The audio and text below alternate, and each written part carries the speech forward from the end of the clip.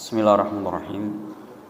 Assalamualaikum warahmatullahi wabarakatuh.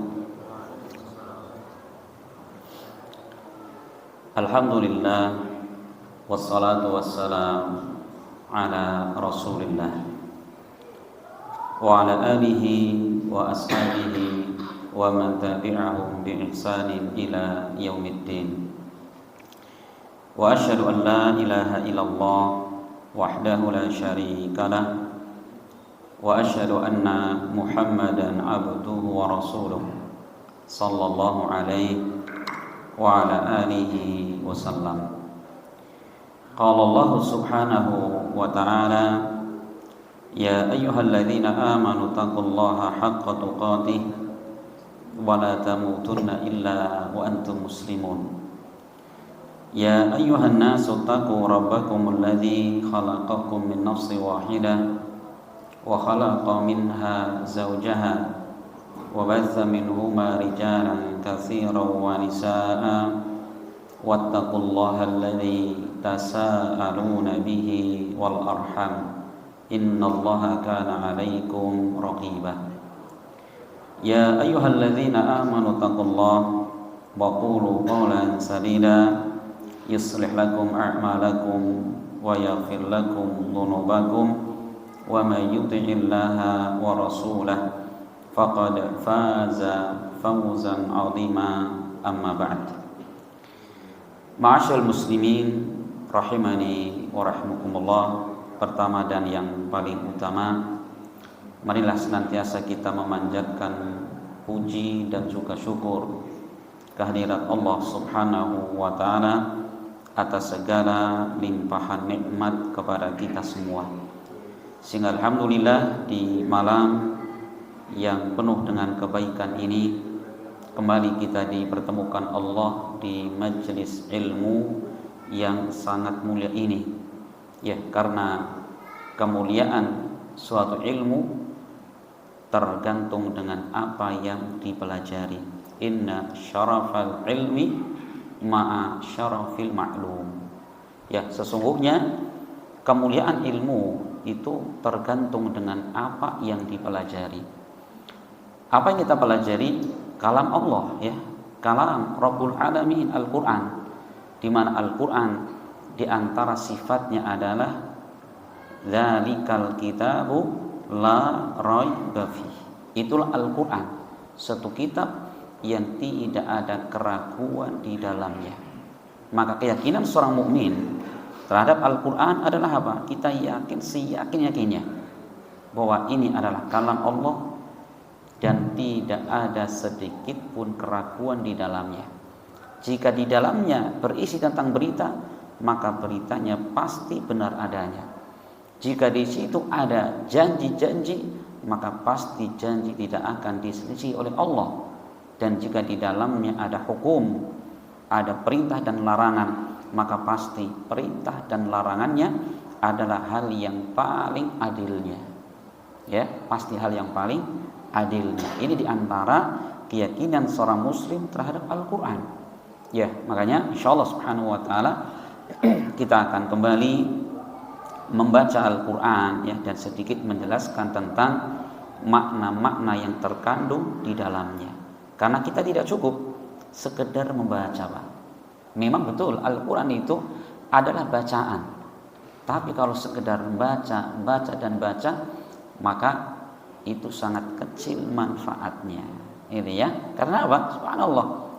Rasul pernah menyebutkan bahwa Allah akan mengangkat derajat seseorang dengan Al-Quran ini.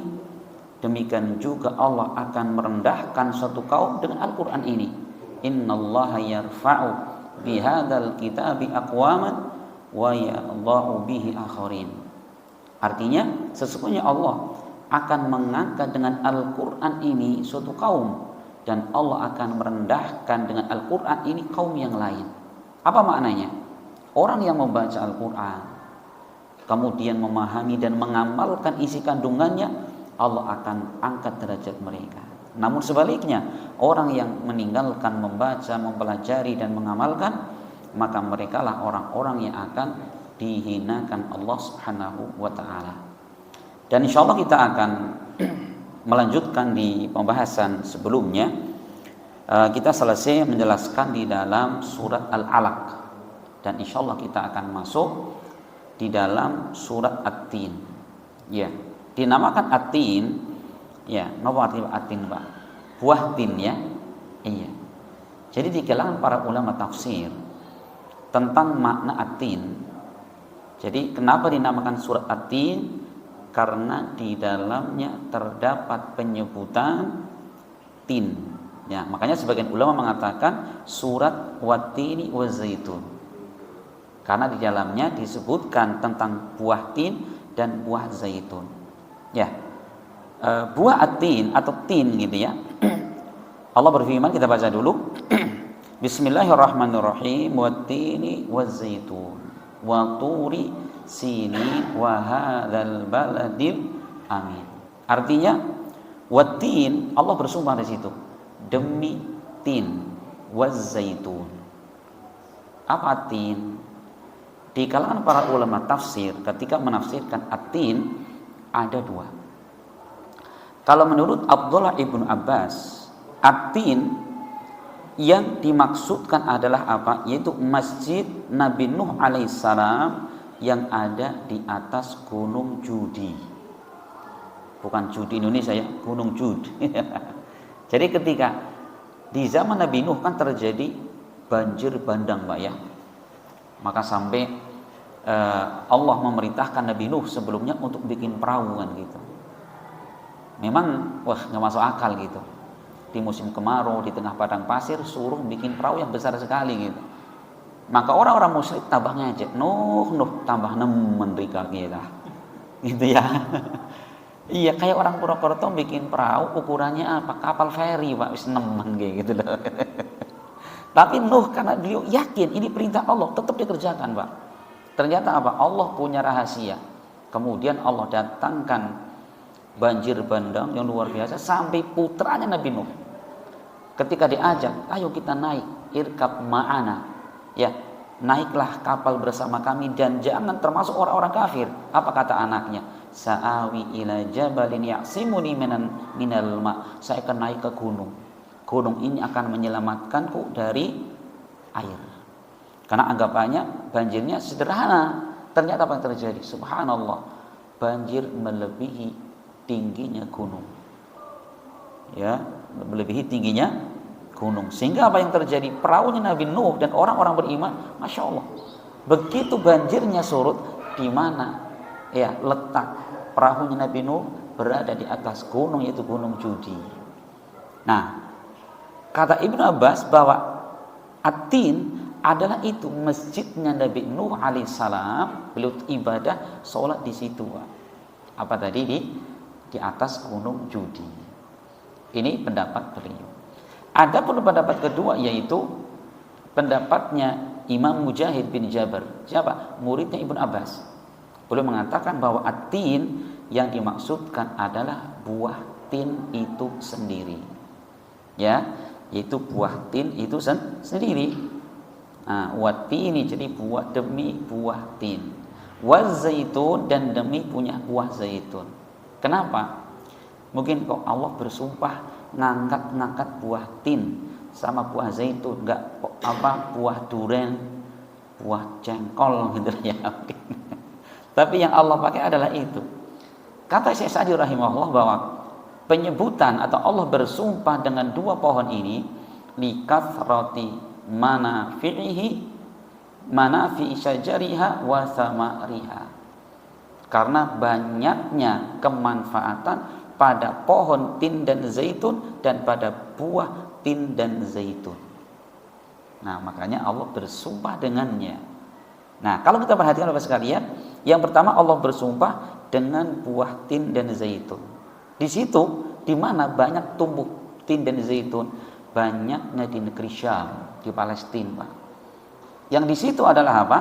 Tempat munculnya Nabi Isa alaihi assalam. Ya, ini yang pertama. Allah bersumpah dengan apa? Dengan buah tin yang munculnya paling banyak di mana? Di Syam, itu di Palestina.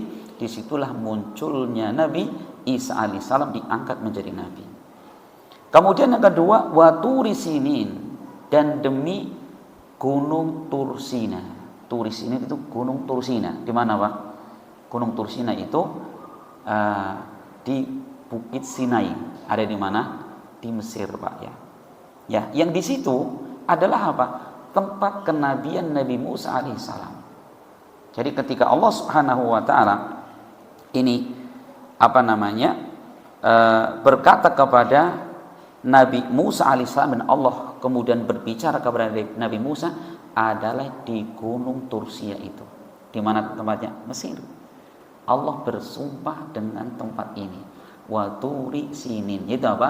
Tempat munculnya kenabian Nabi Musa alaihissalam. Yang ketiga, wa hadal baladil amin, dan demi apa? Negeri yang aman ini. Negeri apa? Mekah. Sepakat para ulama. Kenapa disebutkan ini Mekah?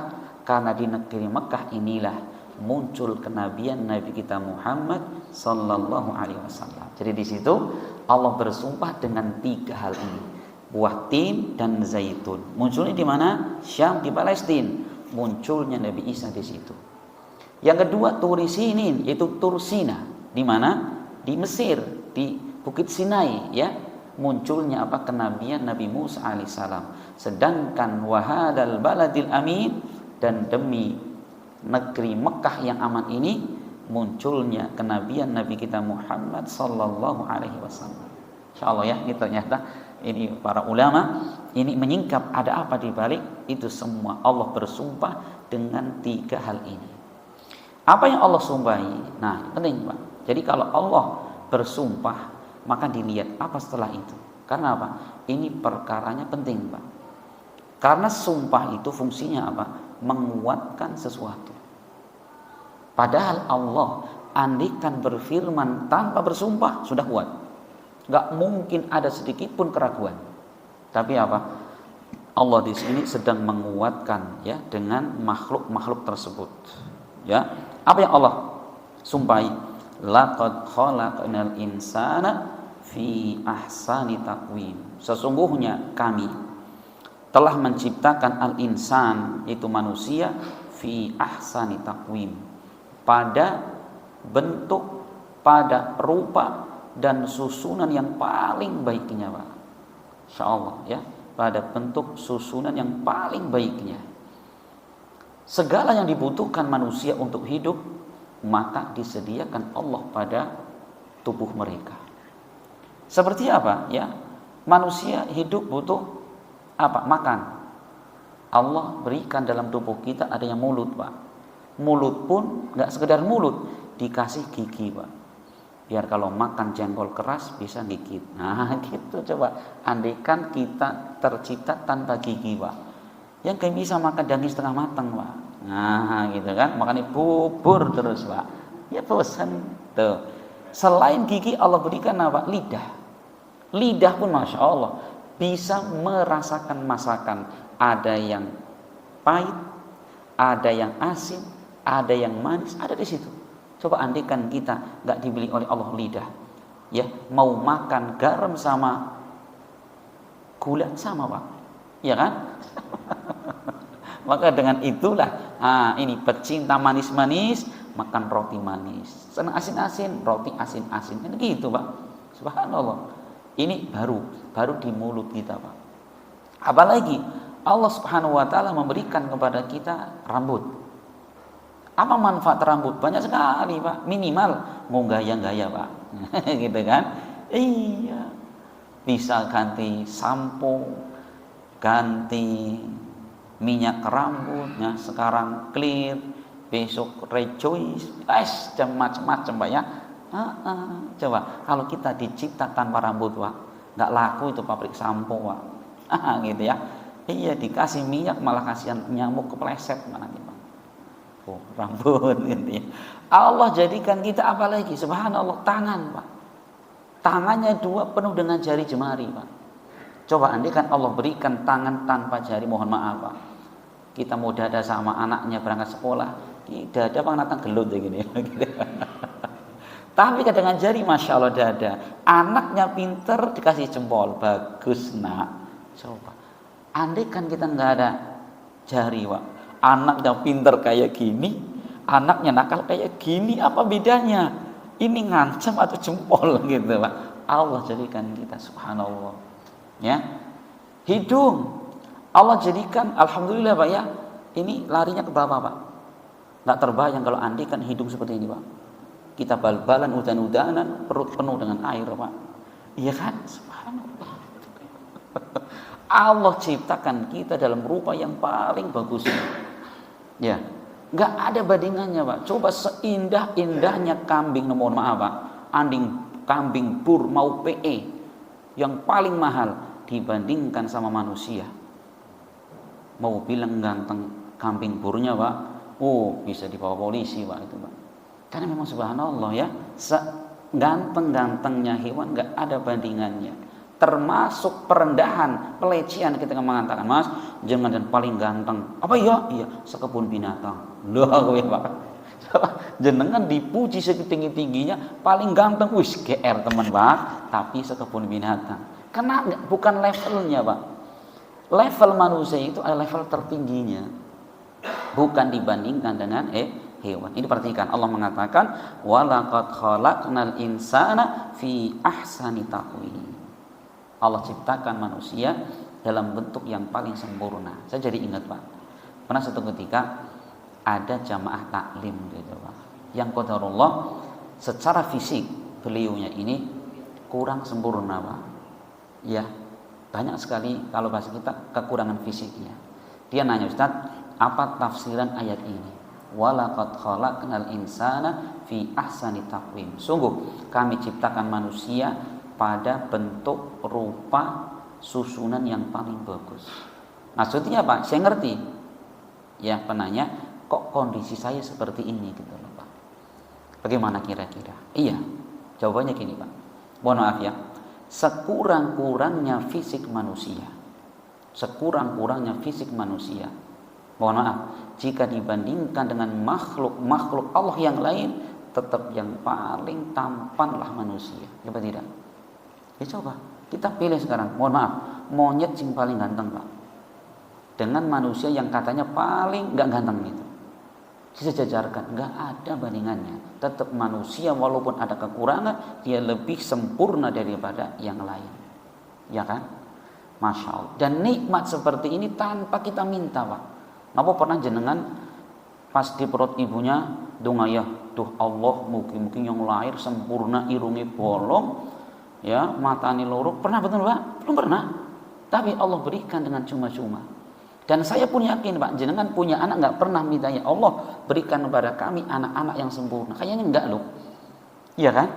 Allah berikan dengan sempurna, dengan gratis Pak, ya kan? Insya Allah. Maka Allah menciptakan manusia luar biasa.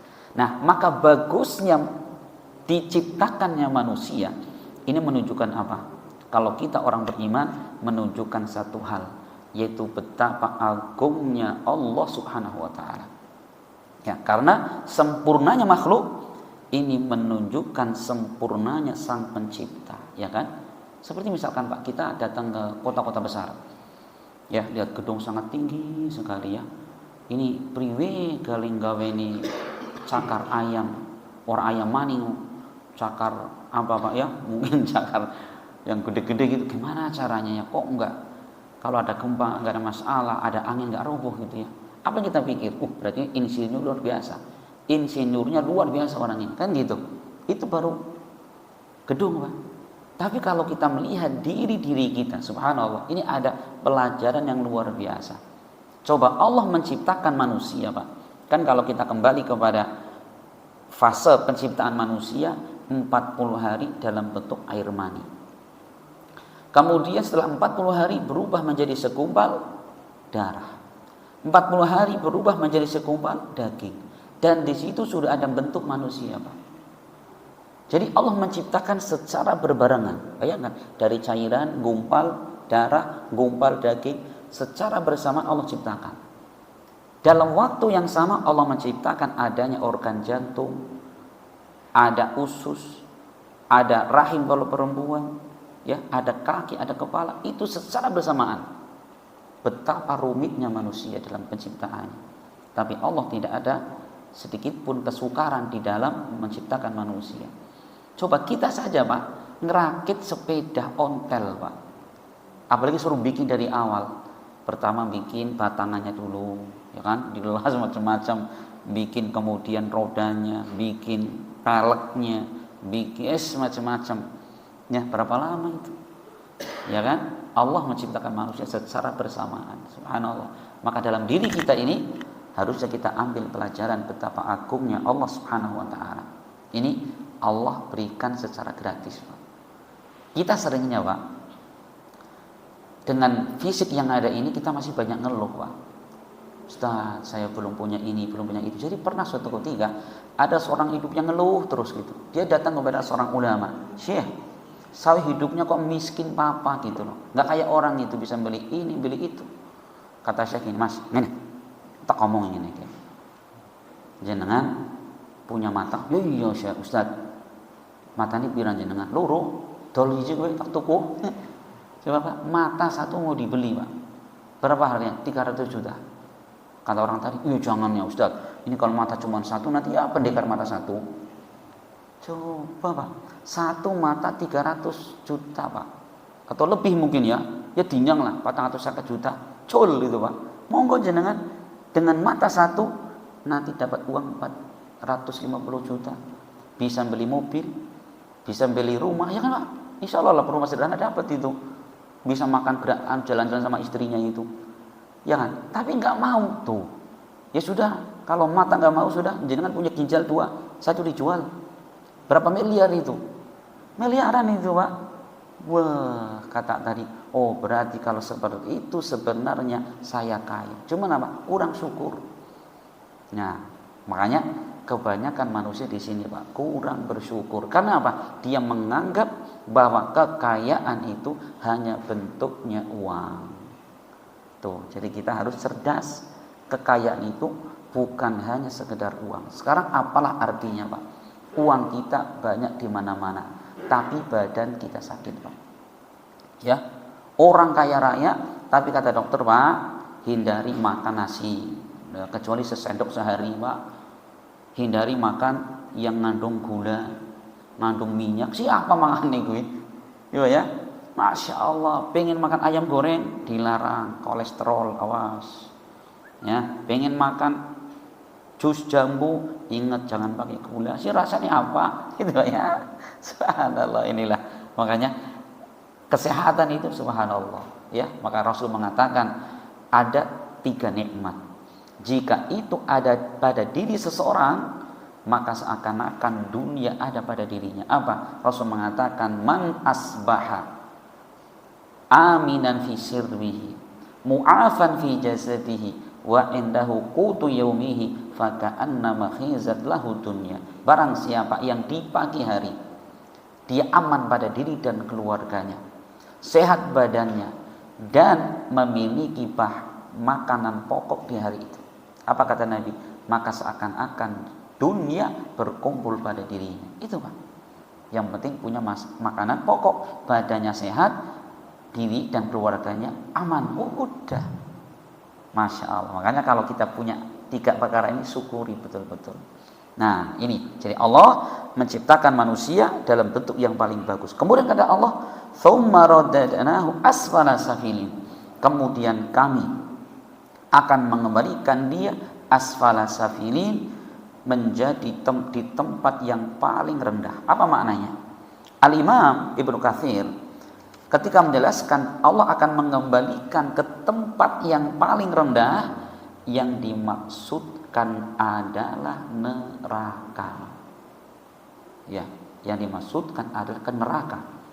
Kenapa? Nah, jadi kalau manusia itu ya, yang diciptakan sudah sempurna, harusnya kan kita banyak bersyukur. Maka kalau kemudian kita tidak bersyukur, apa kata Allah? Maka mereka akan dikembalikan ke tempat yang paling rendah. Kata Ibnu Katsir, yang dimaksudkan adalah masuk ke dalam neraka. Ya, masuk naudzubillah ke dalam neraka. Ini dikuatkan dengan apa? Kelanjutan ayat, Pak. Allah mengatakan, ya, "Tsumma radadnahu asfala safilin illal ladzina amanu wa 'amilus shalihati falahum ajrun ghairu mamnun." Kecuali orang-orang yang beriman dan beramal soleh, maka bagi mereka pahala yang tidak pernah terputus. Nih, ini mirip seperti apa di dalam surat Al-Asr. Ya, innal insana lafi khusrin, sesungguhnya seluruh manusia berada pada kerugian. Siapa yang tidak merugi? Illal ladzina amanu wa amilus sholihat wa tawassaw bil haqq wa tawassaw bis sabr. Nah, di sini Allah menyebutkan dua sifat orang yang ya mereka tidak dihinakan Allah ke tempat yang paling rendah, yaitu neraka. Dua, yaitu illal ladzina amanu, kecuali orang-orang yang beriman, yaitu iman dengan 6 rukunnya. Iman kepada Allah, malaikatnya, kitabnya, rasulnya, hari akhir, dan kepada takdirnya. Dan kedua, wa amilus sholihat, dan mereka beramal soleh. Apa amal soleh itu? Para ulama ketika menjelaskan amal, dikatakan amal soleh. Soleh itu amal yang benar, Pak, diterima Allah jika terpenuhi padanya 2 syarat. Ya, yang pertama adalah ikhlas. Mengamalkan itu ikhlas karena Allah, bukan karena pamrih, bukan karena mengharapkan pujian. Ya, karena sebesar apapun amal yang kita perbuat, sebesar apapun pengorbanan yang kita keluarkan, jika tidak ikhlas, tidak bermanfaat. Ini syarat yang pertama. Sedangkan yang kedua, amalan itu apa? Mencocoki yang diajarkan Nabi. Nah, mencocoki ajaran Nabi, kata para ulama, ada 6 hal. Seorang dikatakan mengikuti Nabi jika mengikuti dalam 6 perkara. Apa yang pertama? Dari sisi sebab. Kalau memang suatu ibadah ini disebutkan sebabnya, maka penuhi. Contoh misalkan, kapan kita diperintahkan untuk sholat gerhana, Pak? Nunggu ada gerhana, ya kan? Sekarang misalkan, ayo bapak-bapak, sekarang kita sholat gerhana. Kan gerhana pahalanya besar sekali sholatnya, tapi gak ada gerhana, Allah terima? Ya tidak, Pak. Satu lagi, kita tahu, Pak, pahala sholat jenazah, iya, pahalanya seperti 1 gunung, Pak. Misalkan sekarang ini, Pak, ya Ustaz, daripada masih ada 10 menit lagi azan Isya, kita sholat jenazah tanpa ada orang meninggal, Pak. Jenazahnya mana? Ya kan kuburan, aneh banget. Coba, Pak, mungkin gak Allah terima seperti itu? Ya tidak, karena ibadah di situ disebutkan sebabnya. Kenapa kita perintahkan sholat jenazah? Karena ada jenazah. Kenapa kita sholat gerhana? Karena ada gerhana. Nih, ini yang pertama, harus mencocoki dari sisi sebabnya. Kemudian yang kedua, dari sisi jenisnya, Pak. Jenisnya harus sama, seperti misalkan ibadah kurban. Ibadah kurban, hewan apa yang dikurbankan? Allah mengatakan bahimatul an'am, binatang ternak. Apa binatang ternak? Ada 3, unta, sapi, dan kambing. Sejenis dengan sapi adalah kerbau, sejenis dengan kambing adalah domba. Dan bagaimana sekarang kalau ada orang misalkan semangat ini, mentang-mentang dia bos ayam lehor, Pak Kiai saya mau kurban, monggo silahkan Pak Bos, korbannya apa? Tapi 1000 ekor lehor. 1000 ekor, 1 ekor 2 kiloan, Pak. Berapa berarti? 2 ton daging lehor. Allah terima? Tidak. Iya kan? Kenapa? Karena jenisnya tidak sesuai. Yang ketiga, harus sesuai dari sisi kadarnya, ukurannya. Contoh, sholat subuh diperintahkan Allah dan Rasul 2 rakaat. Nah sekarang ada wong sholat, Ustaz, saya dulu zaman muda 5 tahun gak pernah sholat ya Ustaz, makanya saya sekarang punya keinginan kuat untuk nutupi masa lalu. Ngapa? Subuhan 5 rakaat. Udah, subuhan 5 rakaat, Pak. Dalilnya apa? Dalilnya ada, innallaha witrun yuhibbul witra. Allah itu ganjil dan Allah cintai ganjil-ganjil. Orang pas dalilnya, Pak. Ya, gak bisa gitu ya. Nah, maka dari sisi kadarnya harus apa? Pas. Contoh lagi misalkan, jadi kan haji. Haji diantara salah satu rukunnya kan tawaf di Ka'bah. Berapa kali, Pak? 7 kali. Awake kuat. Berapa kali? 9 kali. Nggak boleh, dengan sengaja. Gitu ya. Jadi kalau kadarnya disebutkan, maka ittiba kepada Nabi ini dengan melakukan kadar yang ditentukan. Kemudian yang keempat, dari sisi tata caranya, Pak. Ibadah ditentukan tata caranya seperti ibadah wudu. Ya sunnahnya yang pertama niat, baca bismillah, cuci tangan, kumur-kumur, cuci wajah, cuci tangan, basuh kepala, cuci kaki. Boleh nggak dibalik? Mentang-mentang baru kurang sawah, yang kotor kakinya. Ustaz, saya wudunya balik nggih. Kenapa? Kakinya kotor, kaki dulu Pak, balik ke atas. Nggak bisa seperti itu. Ya, harus sesuai dari sisi tata caranya. Yang kelima, sesuai dari sisi waktunya. Misalkan ya, ada orang sholat subuh Pak, 7:30 tanpa udzur, wis penter Pak. Boleh nggak? Sholat apa Pak? Subuhan 7:30 Pak. Astagfirullah, tanpa udzur. Yang nggak diterima oleh Allah kan gitu. Karena apa? Sholat itu ditentukan waktunya. Puasa Ramadan bulan apa? Bulan Ramadan. Bagaimana kalau ada orang puasa Ramadan tapi di bulan Agustus Pak? Atau di bulan dicicil lah. Sekarang Ramadannya berat 30 hari. Saya cicil. Sya'ban 10 hari, Ramadan 10 hari, Syawal 10 hari. Kan irit ya. Bisa? Nggak bisa seperti itu Pak. Jika ditentukan waktunya wajib mengikuti waktunya. Yang keenam, dari sisi tempat pelaksanaan. Jika memang ibadah itu ditentukan tempatnya. Seperti apa? Iktikaf Pak. Iktikaf di mana? Masjid. Wa antum aakifuna fil masajid. Dan kalian sedang iktikaf di masjid. Bagaimana kalau ada orang iktikaf di pinggir kali Pak? Gak pancing sisan Pak. Nah, ya mancing gitu ya. Atau di gua misalkan, gak bisa. Iktikaf itu ditentukan tempatnya di masjid. Seperti orang haji ke Ka'bah ya, jangan ke Jakarta hajinya gitu Pak. Nih Masya Allah ya. Allah mengatakan orang-orang yang tidak akan dihinakan di neraka siapa? Illalladzina amanu wa amilus solihati falahum ajrun ghairu mamnun. Bagi mereka pahala yang tidak pernah terputus. Insya Allah di surga terus ngalir. Kemudian fama yukadzibuka ba'du bidin. Apa yang menjadikan kalian mendustakan hari ad-din? Hari apa Pak? Hari agama? Bukan. Yang dimaksudkan adalah hari pembalasan. Karena para ulama tafsir ketika menyebutkan makna ad-din di dalam Al-Quran, bisa maknanya adalah amalan. Bisa makna amalan seperti Allah mengatakan wa raditu lakumul islam dinan, dan aku ridho Islam sebagai din, itu agama kalian, itu amalan kalian. Nah, bisa yang kedua, makna ad-din adalah balasan pada hari kiamat. Sebagaimana Allah mengatakan wa ma adraka ma yaumuddin. Apakah kalian tahu apa itu hari agama? Bukan hari agama, tapi hari pembalasan. Termasuk di sini ya, wa ma yukadzibuka ba'du biddin. Apa yang menjadikan dia mendustakan hari pembalasan?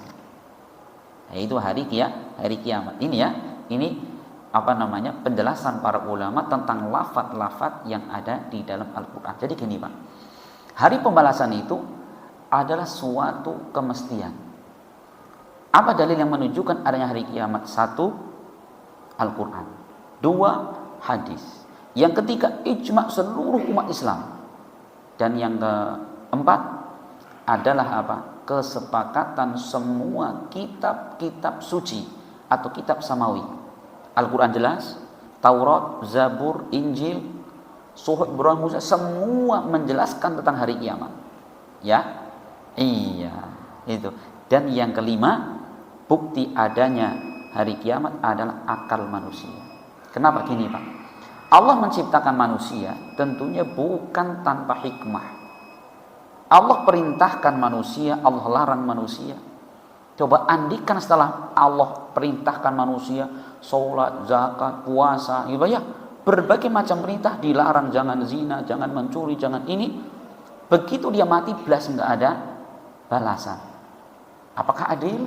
Gak mungkin terjadi Bapak sekalian. Maka secara akal manusia bahwa dibangkitkan hari kiamat adalah suatu keniscayaan. itu sebagai bentuk keadilan Allah. Gitu. Maka mustahil, Pak, ya mustahil. Allah kemudian menciptakan sesuatu tanpa hikmah. Nih, ya, maka Allah mengatakan, "Alaisallahu bi ahkamil hakimin." Bukankah Allah itu adalah hakim yang seadil-adilnya? Artinya apa? Bahwa Allah ketika menghakimi manusia kelak di hari kiamat, Bapak sekalian, tidak ada seorang pun yang akan terzalimi. Sekecil apapun kebaikan yang pernah kita berbuat, bagaimana? Fama ya'mal mithqala dzarratin khairan yara. Siapa yang beramal soleh sekecil apapun, sebesar biji yang sangat kecil, apa kata Allah? Yarahu, niscaya dia akan melihat balasannya pada hari kiamat. Sebagaimana sebaliknya, barang siapa beramal kejelekan sekecil apapun, pasti Allah akan tampakkan dan balas di hari kiamat. Maka Allah tidak pernah berbuat zalim, Pak. Karena Allah mengatakan dalam hadits qudsi, ya ibadi inni haramtu dzulma ala nafsi. Wahai hambaku, aku haramkan atas diriku perbuatan zalim. Allah enggak mungkin zalim, Pak. Karena apa? Sudah kita jelaskan, semua perbuatan Allah kisarannya cuma dua, Pak. Apa yang pertama? Mungkin itu adalah keutamaan fadlun, atau yang kedua keadilan Allah. Sudah. Kenapa kok ada orang masuk surga padahal amalan gak banyak? Itu keutamaan dari Allah. Kenapa ada orang masuk neraka? Itu karena adilnya Allah. Kenapa dimasukin neraka? Karena mereka ingkar kepadanya, bermaksiat kepadanya. Adil kan? Adil. Ulangi lagi, semua perbuatan Allah kisarannya cuma dua. Kalau tidak keutamaan, ya keadilan. Tidak ada keburukan dari Allah Subhanahu wa taala. Ini Bapak sekalian, ya, surat At-Tin yang mungkin kita sudah hafal, sering kita baca, inilah diantara beberapa kandungan makna yang terkandung di dalamnya. Semoga bermanfaat dan semoga Allah Subhanahu wa taala memberikan kepada kita ilmu yang semakin menguatkan iman dan takwa kita kepada Allah, dan ilmu yang kita bisa amalkan dalam kehidupan sehari-hari. Amin ya rabbal alamin. Dan kita akhiri, subhanakallahumma bihamdik, asyhadu an la ilaha illa anta, astaghfiruka wa atubu ilaik. Assalamualaikum warahmatullahi wabarakatuh.